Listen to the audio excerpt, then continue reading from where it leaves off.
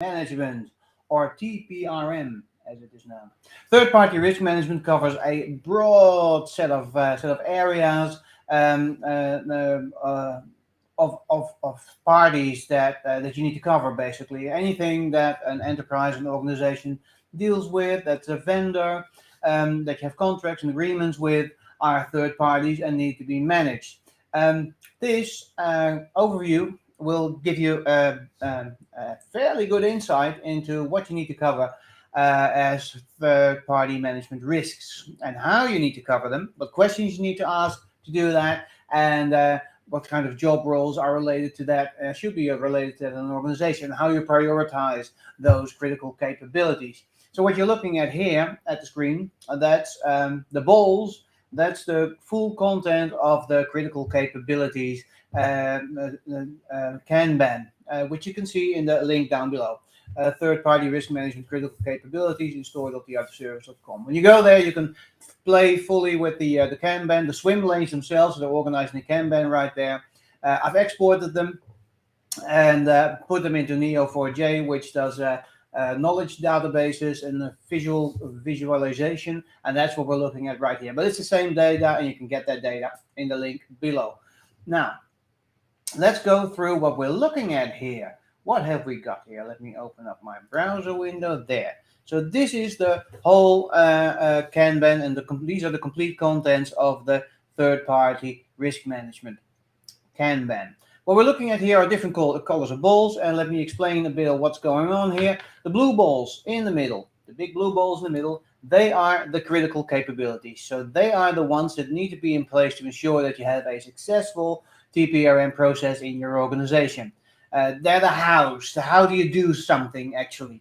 The whys, why do you do things? Those are the questions that we ask in our organization. And those questions, they're the pink balls. The questions are related to a certain critical capability to ensure that you have that in place. The critical capabilities are prioritized. There's questions attached to them that you can ask to make sure that everybody in your management team, everybody in your organization understands that critical capability and understands how it's related to other parts of the organization. And in the Kanban and in this diagram, you just click through and see how everything is connected there. Another color that we see popping up here is this orange color on the outline. The orange color balls, they are the job roles, the job titles that you need to have in an organization. The people that actually deal with third-party risk management. So how all of this is connected is there's a use case. This is a thing you need to do, the big blue ball. The big blue ball has a question attached to it to make sure that you know what everybody in your organization is doing. And attached to the question is, who should I be asking that question? Well, here you go. You need to have the job role in your organization, or if you don't have it, look for that person. Another way that I see a lot of people using our Kanbans as well is to prepare for a job role. To get ready for a job role. So they look at the job roles themselves and then go into the Kanban from that way. Like, what kind of questions will I be asked when I'm in that job role, and what kind of answers do I need to be looking for in my job role to actually be pretty decent at my job role. Now, there's a couple of more colors you see in here. There's the light blue balls, there's the yellow balls. We'll come to those as well, and the green balls here, we'll come to those as well, and we'll show you those. I can zoom in a bit. It will be a bit slow because there's a lot going on here in the graphic in the visualization database, the knowledge database, and you can see the lines popping up, how everything's connected, and which means you can basically click on anything and it'll show you the path to how everything is connected. Right before we'll get overwhelmed with everything that's on the screen. Let's just get the top 10 critical capabilities. So the top 10 big blue balls. As I said, they're all prioritized, and the prioritization we organize them with is based on density, proximity, natural language processing. It's based on an AI process and an application that we've developed in-house. And the artificial intelligence goes through each and every one of our critical capabilities and aligns them according to their prioritization. These are the 10 with the highest priorities. So if you are thinking of a third-party risk management, or you need to make sure that you have a third-party risk management in place, or you want to audit it, you want to have a look at it, take a look at these 10 and you've got the majority of it covered already. Let's just wander through a couple of them. Make sure the third-party program coordinator works in concert with a group third-party officer to ensure execution and ongoing compliance with the third-party risk management policy and third-party program procedures. Great. Now, what do I actually do here then? Double-click, and you'll have all this information in your Kanban as well. And what we see happening here is how things are aligned. I'm going to drag it out a bit so you can read it easier. So this is the one that we just pulled up. It is a high priority. This, as you can see, this is 2005-13. I've said I only want to see the top 10 highest prioritized critical capabilities, which tells me there's about 2,500 critical capabilities, the big blue balls and everything attached to it in this Kanban available. A question to ask for this one is, how does management ensure that due diligence is performed prior to changing third-party product or service providers as software vendors or third-party audit providers? Good question to ask, definitely. They'll give you a fair insight into do you have that in place or not. These questions, where do these come from? They come from the toolkits and the self-assessments. As you know, we've been doing the self-assessments and the toolkits for years, and you can purchase them as books as well. They're all available on Amazon. They've got the questions prioritized to ensure that you have the maturity in place for this topic, for this process. So they're based on a maturity, underlying maturity procedure process, and then they're close to 800 to 1,000 unique questions each and every topic to make sure that you have everything in place. It makes you think as a management team, and it makes you think as a specialist in this area. This little blue ball here is an interesting ball. You'll see that it's aligned to the subject business risk. What we have also organized in the Kanban in this data set is all the topics that TPRM is aligned to, that are adjacent to TPRM. So if you do TPRM, you definitely need to be having a look at this as well, business risks. So if I double click on business risks, these are all the other ones that are aligned to business risk. See, these are all the other ones that are aligned to business risk that I need to take care of as well. Develop policies and strategies to optimize performance of the third-party systems and data. Work closely with risk strategy, modeling, capabilities. You probably can't read it, so I'll read it now. Capabilities, compliance, operations, and business partnerships to manage and govern third-party data relationships. So this is related to that one, business risk. And so I can go on and I can click all of the 10 balls and see how everything is actually connected. And see if anything pops up and I go like, oh, that's the main thing I need to have a look at, or anything interesting pops up in relation to third-party risk management that I definitely do not want to forget about, or I might not even do in my organization and go like, oh, hang on, we're not really covering that, are we? Or are we only covering that in one vertical or in one team and not organization-wide? So let's go through the light blue balls first, the interesting ones. So for the top 10 big blue balls, things that you need to have in place, make sure that you cover risk and cybersecurity. Let me zoom in a bit so you can see it as well. Risk and cybersecurity. We want to have business risk. We want to cover PCI DSS. It's when you're dealing with credit cards, to ensure that information is stored or not stored where it needs to be. Risk identification, third-party risk management itself. That's the main topic, obviously. Cybersecurity risk management, and have a third-party risk management framework. I'm gonna click on cybersecurity. Now I'm interested in this one. Cybersecurity risk management has only this one attached to it in relation to TPRM. There's probably a lot in relation to information security, data security, vendor security in that relationship, because you can imagine that when you have SaaS solutions in place, there's a lot of third-party risk management that needs to be covered. Questions to ask here for the top 10 most important ones are, what are the board training topics? Are they actually being trained in this? Does the analysis supports the board's or management team business decisions? What is included in the technical controls? Good question. This question, let me double click on it. I would ask the catastrophe risk management. This is catastrophe risk management is used in insurance, and catastrophe risk management definitely is very keen on third-party risk management for actuary purposes as well. I can double click on this and see what other questions do I need to ask that person. When if I'm actually with that person, let's ask more questions. So we are sure that we're covering TPRM from every angle. And then, for instance, I want to know more about this. Does your organization have a process that requires testing? Ooh, how do I do that? Oh, there we go.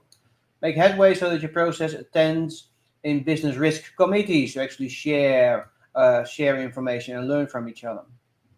Now, let's not overwhelm ourselves. Unclick that one. Disappear. Go away. Go away, I say. There we go. So you can see everything's connected here. What are the types of capital improvements that need to be in place? Another thing that you see here are the yellow balls, the big yellow balls. The big yellow balls, those are keywords. That's another way of looking at the whole thing. Is if I'm only interested in risk, I click on risk or go to risk, and poof, all come up the critical capabilities and everything that's connected to them with just the risk topic. Or I'm only interested in compliance, and here, same thing. I can double click on it, and poof, everything opens up that's related to compliance. Again, that's all in the Kanban in the link below, ready for you to purchase and reuse. Security, if I want to double dive into that one, I can have a look in that one. And let's just have some fun and click on one. Which one shall I do, compliance or security? Let's do security, why not? And we'll probably get overwhelmed, that's why I'm dragging it out, because it's a meaty subject. So I'm going to double click and we'll see all the blue balls, all the activities that are related to security in relationship to third-party risk management. And I will just pan over them a bit so you can have a look at what's in there. In the replay, this is a live session, obviously, but in the replay you can just pause it and you can do with it what you like.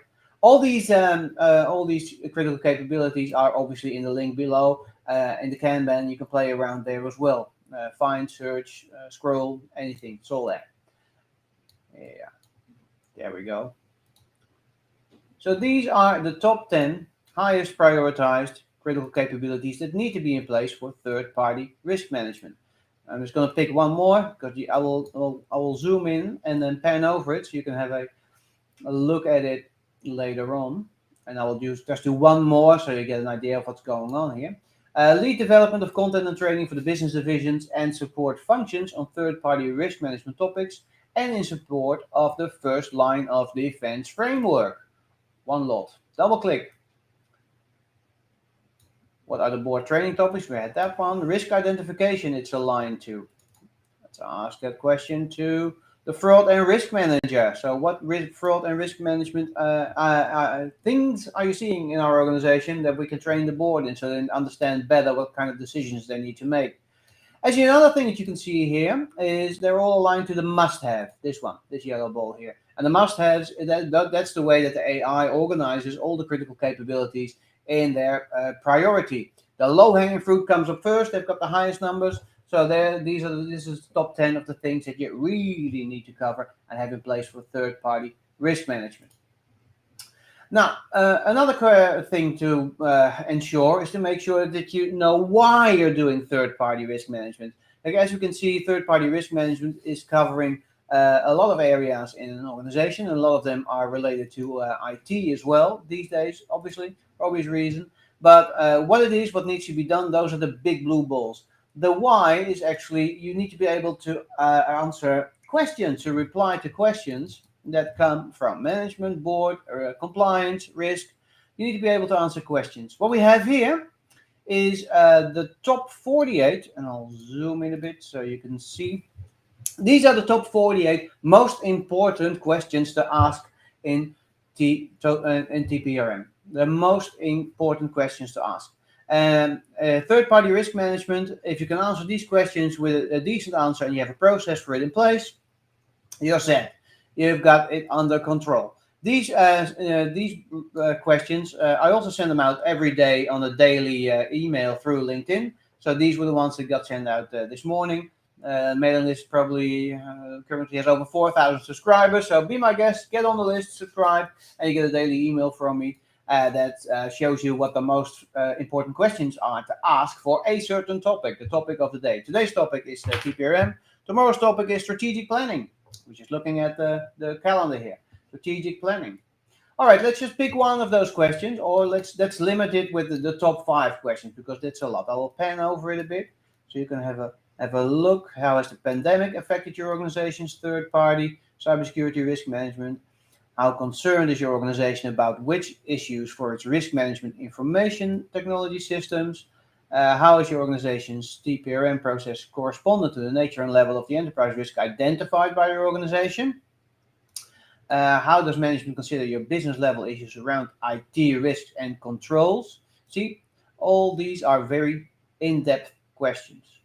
Now, if I just want to have a deeper look into one of them, we were going to go down to just the 10 most important questions to ask. And this is something that I can use in my management team as well. Like, let's have a session. Let's do 20 minutes powwow on TPRM.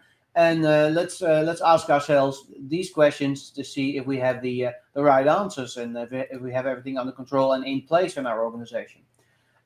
What percentage of third parties are in scope for your organization's risk management program? Let's just pick one.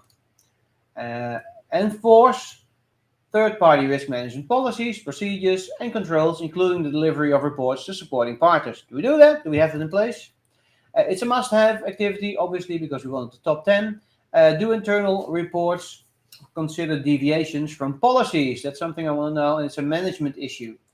And this is a question that I definitely need to ask the senior IT risk and security analyst, which I can then also ask other questions related to TPRM. So see, this gives me a great overview of TPRM and the things I need to do and the questions I need to be asking in my organization. These are the top 10 questions, and let's just go for the full 48. These are the 48 most important questions to ask TPRM. So that's the why. Why do TPRM? To make sure that you can do these questions. So we've done the what is TPRM, the blue balls, the highest priorities, the why. These are the questions that you need to be able to reply to answer in your organization. Another question to answer is where do we need to focus on? So we know the what and the why. I've shown you the yellow words before.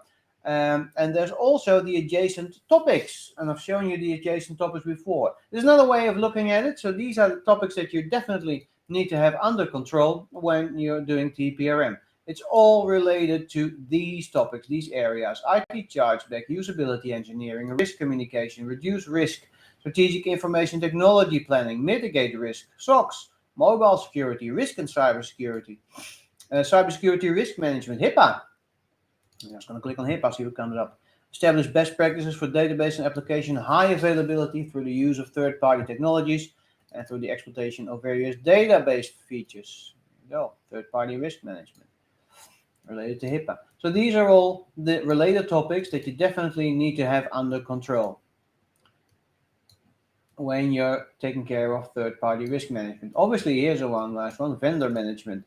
There, build a network of relationship with vendors and third-party administrators. Why? To share information, obviously. Do you really know how well your vendors are performing? Let's ask that question to our IoT Edge architect. When you're into Internet of Things Edge, IT risk and compliance analyst, see if he or she has got the answer to that. And other questions I can be asking that person as well are those. All right. So these are the adjacent ones. Let's just have a look at, let's limit it a bit. Let's limit the adjacent areas a bit. Let's go the top 10. What are the top 10 adjacent areas that we need to be focusing on when we're focusing on TPRM? PCI DSS, credit cards, risk identification, risk and compliance, compliance risk, third-party risk management itself, cybersecurity risk management, risk and cybersecurity, business risk, and have a framework and GXP. GXP in place here. There's two things for GXP. Develop and implement risk-based audit strategies for third-party supplier IT services and systems. And here a whole big activity around IT compliance to ensure that that's in place. Systems it's related to. So these are the top 10 related areas that I definitely need to focus on. I can double click on each and every one and see how it's all connected. And my screen will start to fill up with all the goodness that's in the Kanban and its relationships. Another way of looking at it is, and that's one of the things I like to do as well, is the word cloud. There's a word cloud built in here, and I've told you that if you only want to focus on one word, systems, security, this is the word cloud that's built in. The most important words of each and every critical capability. So if I only want to focus on one thing, testing, for instance, I can pick up testing, double click, and see what comes up. These are the things I need to focus on and testing in relationship to TPRM. Assure your strategy manages user testing to include developing test plans, creating user test cases, warrant that your design is involved in isolation, mocking, and integration testing of microservices, liaison so that your strategy performs testing and debugging of applications, invest in third-party penetration testing and audits, and etc. Goes on and on. And I can obviously double click again. Again, all this information in the Kanban. This is the priority question I need to ask, and I can ask that question to these people: the supplier, risk management planner, risk advisory senior consultant.